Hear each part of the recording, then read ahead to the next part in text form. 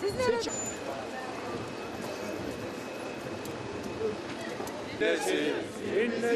Yer görsün, sert adımlarla her yer. ABD belasını bulacak. ABD belasını bulacak. Terörist ABD belasını bulacak. Ne diyor?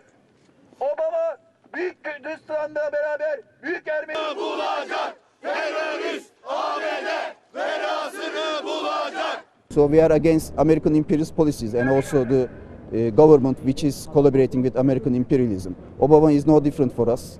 He's just another imperialist. And he's even more dangerous than Bush because there is a fake propaganda that he is a peaceful person. But actually there is no difference in American imperialism murders. So we are against him.